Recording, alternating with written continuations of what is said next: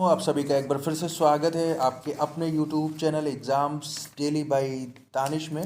और आज मैं एक बार फिर से हाजिर हूँ आप तमाम लोगों के लिए बाल विकास एवं शिक्षा शास्त्र के कुछ महत्वपूर्ण प्रश्नों के साथ। और इसमें जो प्रश्नों की संख्या जो है आपकी 40 होने वाली, ये आपकी आगामी जो यूपी टेट की परीक्षा है और सी टेट की परीक्षा है। जो यूपी टेट की परीक्षा वैसे आपकी 28 नवंबर 2021 को होने वाली है और सी टेट की जो परीक्षा है वो आपकी शुरू होगी 16 दिसंबर से। तो उसमें ये काफ़ी काम आएगा। और इसमें जो आज का टॉपिक है वो शैक्षिक मूल्यांकन, क्रियात्मक शोध एवं शैक्षिक नवाचार। ठीक है, तो इन सब टॉपिक्स को मैंने इसमें इंक्लूड किया हुआ है और इन्हीं टॉपिक से जो है मैं आपसे प्रश्न करूंगा, ये आपके लिए प्रश्न जो लेके आया हूं।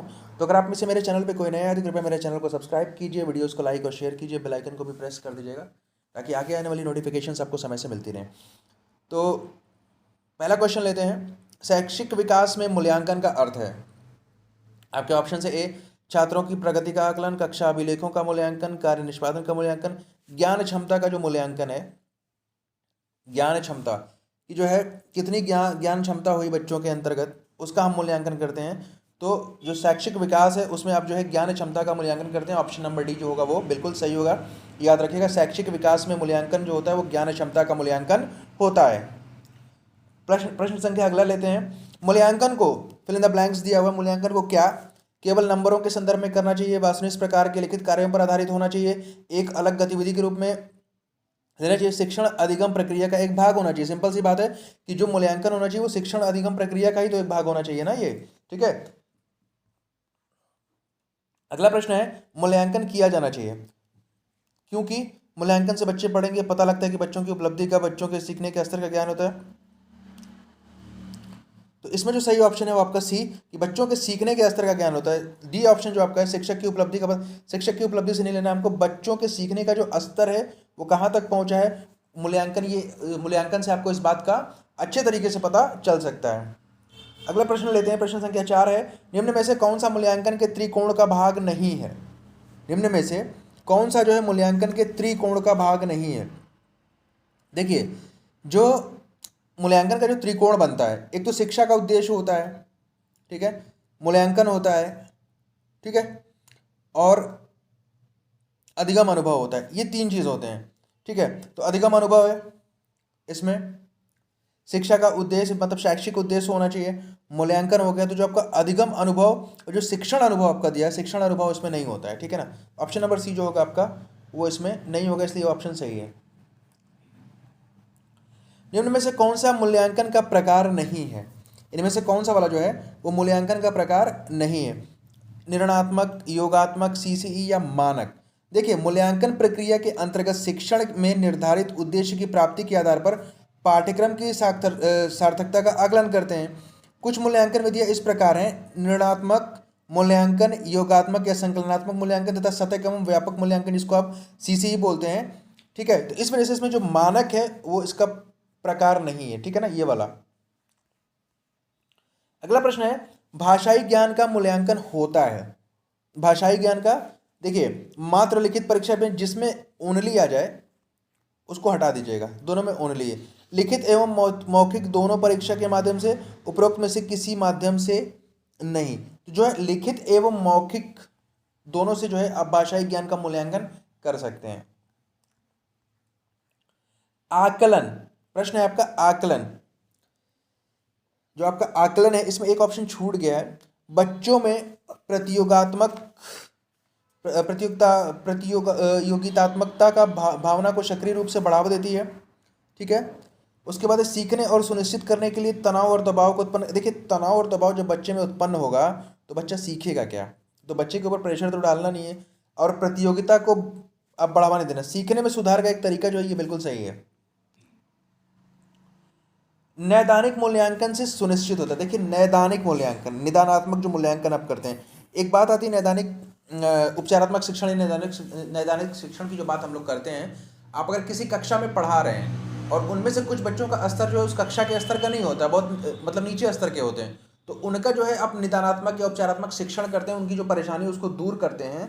ठीक है, ताकि वो क्लास के स्तर तक आ सकें। ठीक है, तो यहाँ पे नैदानिक मूल्यांकन से क्या सुनिश्चित होता है ये आपसे पूछा जा रहा है। तो देखिए, अनुदेशन के दौरान अधिगम में विद्यमान समस्याओं के कारणों और उनका समाधान, सीधी सी बात है, उनको क्या परेशानी है, ठीक है, आप उसको पहचानेंगे, उसके हिसाब से काम करेंगे, तभी ना उनका निदान होगा, वो समस्या दूर होगी, ठीक है। अगला प्रश्न है, निम्नलिखित में से कौन सी कार्य सूचक क्रिया भावात्मक पक्ष की नहीं है? कौन सा वाली जो है वो भावात्मक, मतलब जो आपका इमोशनल जो वो होता है ना, देखिए स्वीकारना, आज्ञा पालन, प्रभावित करना, ये ठीक है, ये भावात्मक, ये जो है कौन सी कार्य सूचक क्रिया भावात्मक पक्ष की नहीं, ये सब भावात्मक है, लेकिन फर्क करना, जो डिफरेंशिएट करना, वो भावात्मक नहीं है।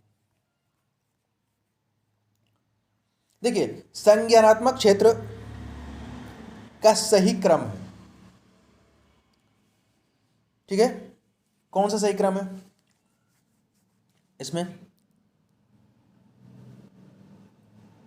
ऑप्शन नंबर डी देखिएगा, पहले ज्ञान होता है, फिर अवबोध, ज्ञान और अवबोध, फिर अनुप्रयोग, फिर विश्लेषण, फिर संश्लेषण और लास्ट में जाके मूल्यांकन होता है, ठीक है।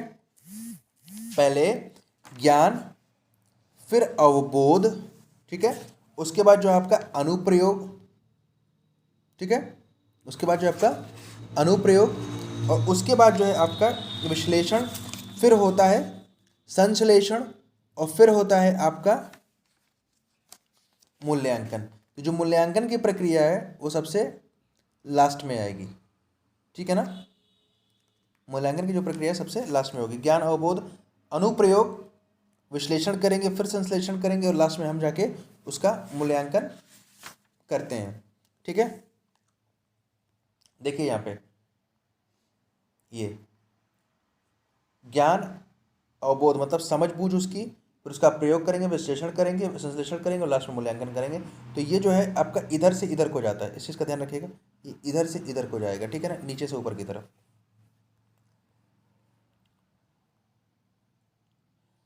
ज्ञानात्मक पक्ष का प्रथम स्तर है, ज्ञानात्मक जो पक्ष है उसका प्रथम स्तर क्या है? तो याद रखिए ज्ञानात्मक पक्ष का प्रथम स्तर है ज्ञान।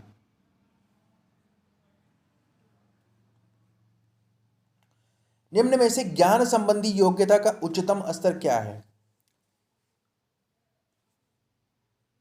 जो ज्ञान स्तर, ज्ञान से संबंधित जो योग्यता है उसका उच्चतम स्तर क्या है? मूल्यांकन करना अभी मैंने आपको बताया है।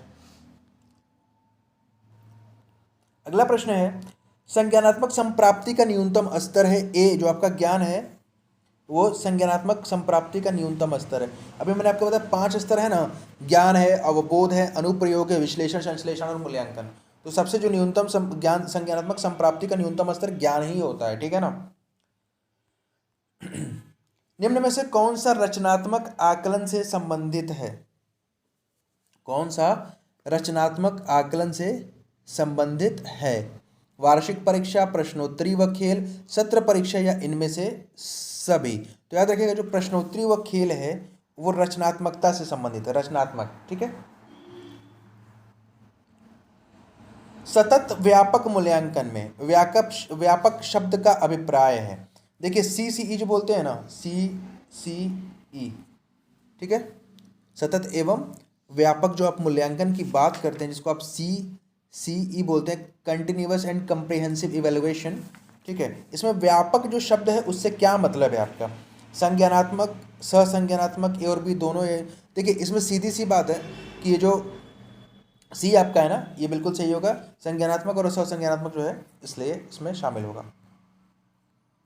CCE में औपचारिक और योग्यात्मक निर्धारण का कुल मूल्य होता है, जो औपचारिक होती है और जो योग्यात्मक होता है। तो देखिए जो कंटिन्यूअस एंड कंप्रिहेंसिव इवैल्यूएशन जो सतत और व्यापक मूल्यांकन है उसमें औपचारिक और योग्यात्मक निर्धारण का कुल मूल्य जो है क्रमशः 40 और 60 होता है। तो आपको समझ में आ रहा है, औपचारिक 40% होता है और योग्यात्मक निर्धारण जो है वो 60% ये लोग रखते हैं, ठीक है।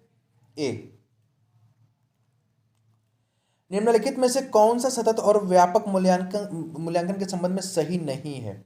यहाँ पे आपसे नहीं, सही नहीं पूछा गया, मतलब 3 सही होंगे, 1 गलत होगा, ठीक है। देखिए यह शिक्षण अधिगम प्रक्रिया का एक अभिन्न अंग है, बिल्कुल सही बात है। यह विभिन्न शिक्षा क्षेत्रों में बच्चे की उपलब्धि पर केंद्रित है, यह भी अच्छी बात है। यह बच्चों को धीमे, खराब या बुद्धिमान के रूप में चिन्हित करने में उपयोग, बिल्कुल नहीं।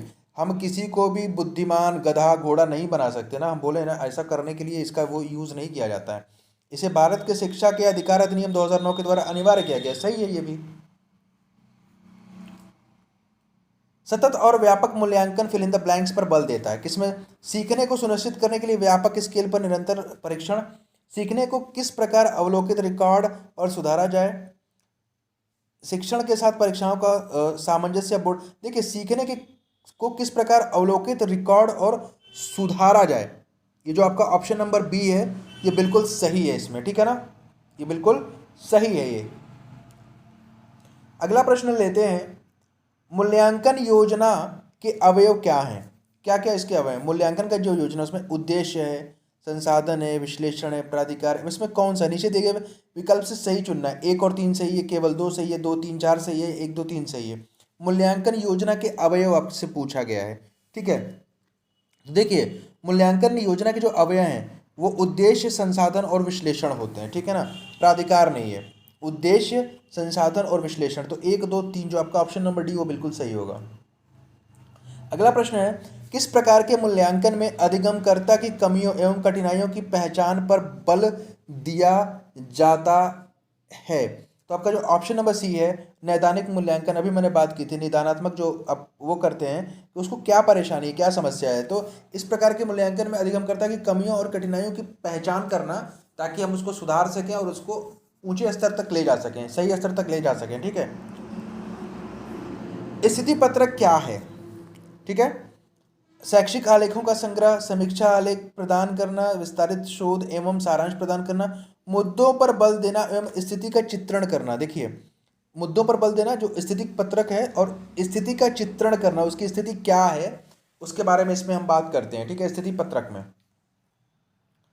प्रगतिशील परिवारों के बच्चों में अपेक्षाकृत कौन सा प्रेरक अधिक प्रबल होता है? जो प्रगतिशील परिवार के बच्चे हैं, जो लोग आगे बढ़ने वाले जो परिवार हैं, प्रगतिशील है, जो प्रोग्रेसिव फैमिलीज हैं, ठीक है, जो प्रगतिशील परिवार हैं, ठीक है, ये उपलब्धि परीक्षण तथा प्रश्न पत्र निर्माण जो है उससे ये प्रश्न मैं आपका पूछ रहा हूँ, ठीक है ना।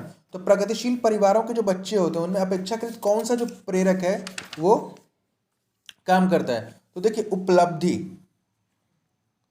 उपलब्धि।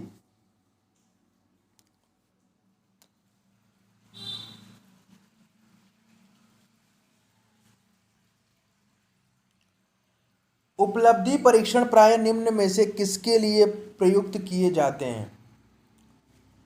उपलब्धि जो परीक्षण है, ठीक है, किसके द्वारा, किसके लिए? तो देखिए, शिक्षण के पश्चात सीखने की मात्रा के मूल्यांकन के लिए। ये जो ऑप्शन नंबर डी है, उपलब्धि परीक्षण जो है वो प्राय निम्न में से किसके लिए प्रयुक्त किया जाता है? तो वो किए जाते हैं शिक्षण के पश्चात जो सीखने की मात्रा, कितना सीखा गया, उसके मूल्यांकन के लिए। एक मेधावी छात्र, एक मेधावी छात्र अध्ययन में, एक मेधावी छात्र अध्ययन में बेहतर उपलब्धि हासिल नहीं कर पा रहा है, शिक्षक को निम्न में से उसके लिए कौन सी गतिविधि अपनानी चाहिए? उसके बेहतर प्रदर्शन की प्रतिज्ञा, उसकी कम उपलब्धि का कारण का पता करना, उसमें उसके नहीं, उस ऑप्शन नंबर बी इसका बिल्कुल सही है, ठीक है, जो है उसकी उपलब्धि जो है, उसकी उपलब्धि, उसकी जो कम उपलब्धि का कारण जो है उसका पता करना चाहिए हमको, ठीक है ना। अगला प्रश्न है, निम्न में से कौन सा उत्तम परीक्षण की विशेषताओं से भिन्न है? जो उत्तम परीक्षण होता है उसकी विशेषताओं से भिन्न है। विश्वसनीयता, वैधता, वस्तुनिष्ठता, अभिक्षमता जो है, अभिक्षमता का संबंध इससे नहीं है, ठीक है ना, अभिक्षमता जो है उसका संबंध परीक्षण से नहीं है।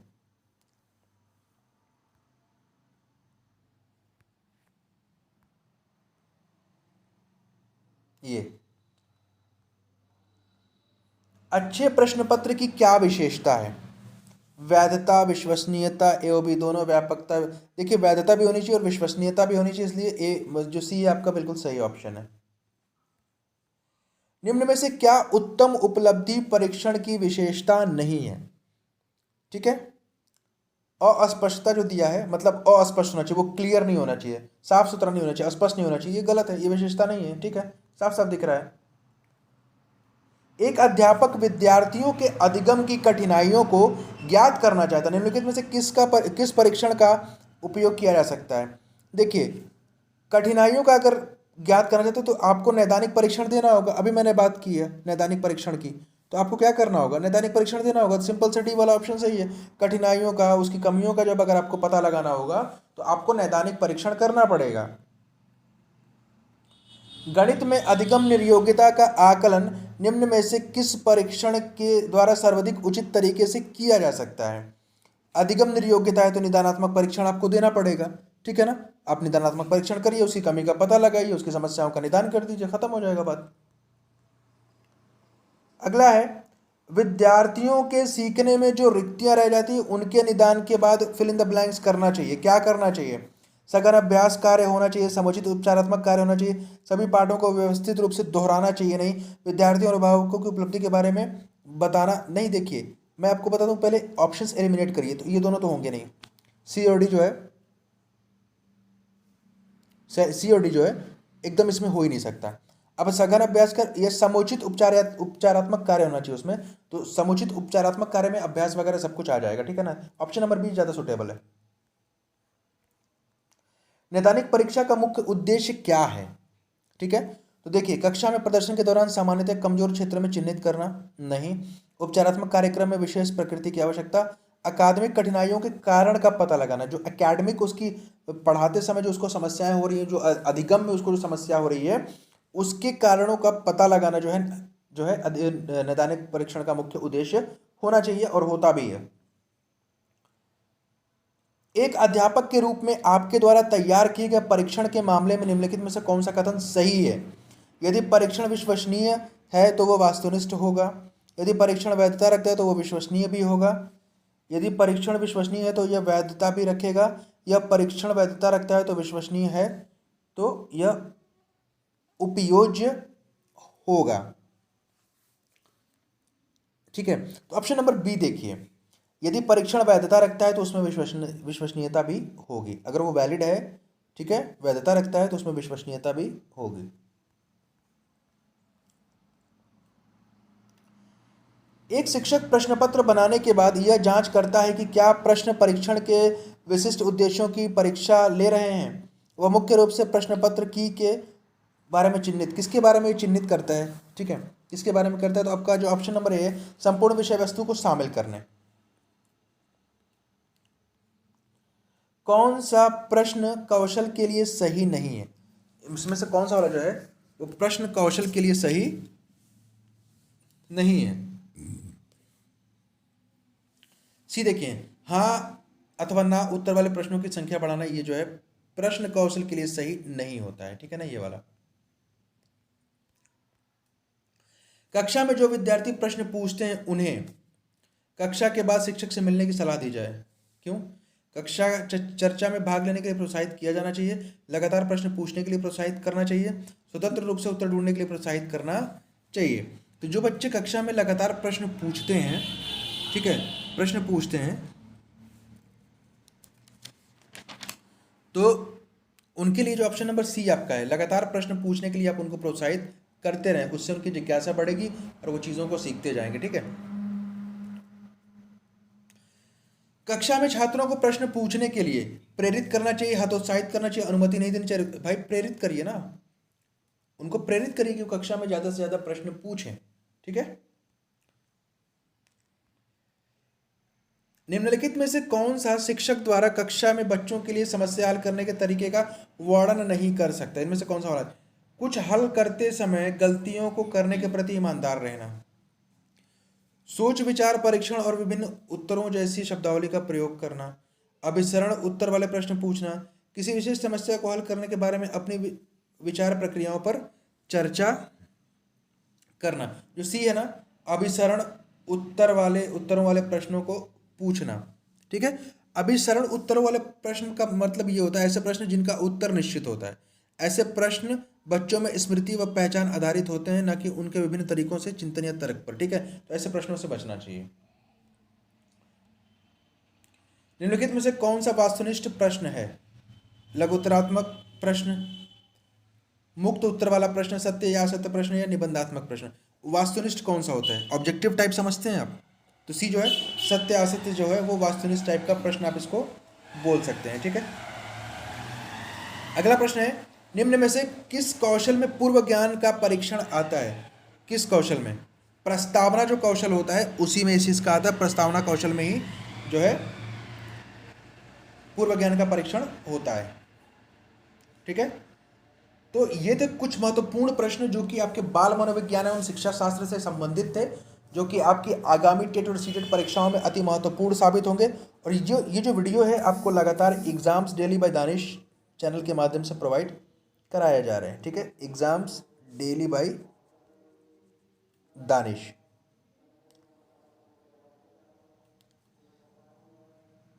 Exams daily by Danish. और अगर आप मेरे चैनल पर नए हैं तो कृपया मेरे चैनल को सब्सक्राइब करें, वीडियोस को लाइक और शेयर करें और बेल आइकन को भी प्रेस करें ताकि आगे आने वाली नोटिफिकेशंस आपको समय से मिलती रहें। और जो है कल आपके लिए मैं कम से कम 200 प्रश्न आपके पर्यावरण अध्ययन के लेके आने वाला हूं। और कल एक वीडियो और अपलोड होगा जो कि अधिगम विकार और समावेशी शिक्षा से संबंधित होगा, तो उसको भी देखना ना भूलिएगा। और जिन भाई बंधुओं को इसकी आवश्यकता है इस वीडियो को शेयर ज़रूर करिएगा। और मेरे साथ बने रहने के लिए आपका बहुत बहुत धन्यवाद।